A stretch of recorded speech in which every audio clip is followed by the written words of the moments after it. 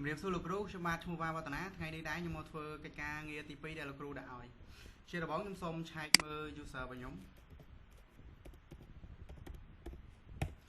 user របស់ខ្ញុំឈ្មោះវឌ្ឍនាបន្តមកទៀតខ្ញុំសូមបង្កើត folder មួយ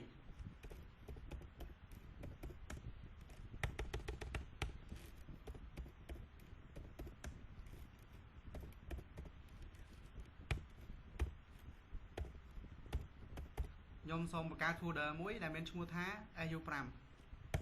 ហើយបន្តមកទៀតខ្ញុំសូមឆែកមើល folder ហ្នឹងយើងឃើញថានេះ folder ដែលខ្ញុំបង្កើតមិញហើយបន្តមកទៀតខ្ញុំចង់ខ្ញុំឆែកទៅលើ file etc ឆែកទៅលើ file etc ហ្នឹងដើម្បីយក file etc ហ្នឹងដាក់មកចូលទៅក្នុង file របស់ SU5 ហ្នឹងអញ្ចឹងខ្ញុំសូមប្រើ comment ls etc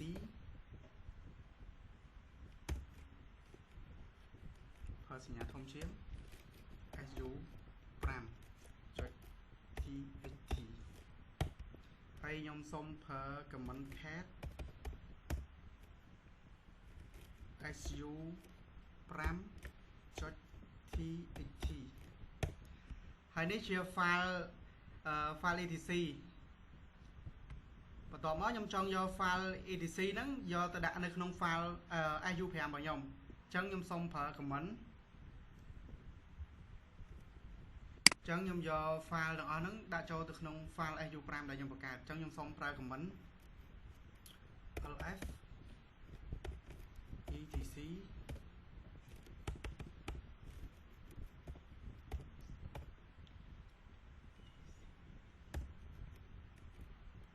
សូមប្រើសញ្ញាធំចំនួន2ដងហើយ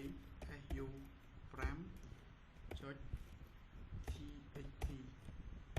ហើយខ្ញុំចង់ដាក់ file ហ្នឹងឲ្យវាចូលចំនួន2ដងអញ្ចឹងខ្ញុំសរសេរវាមួយទៀតមក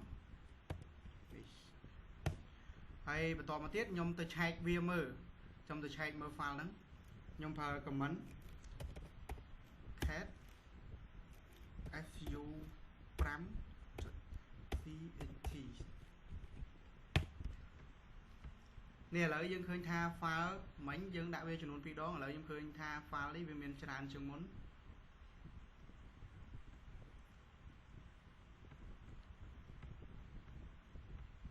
អញ្ចឹងសម្រាប់ការងារដែលលោកគ្រូដាក់ឲ្យគឺមានតែប៉ុណ្្នឹងសូមអរគុណលោកគ្រូ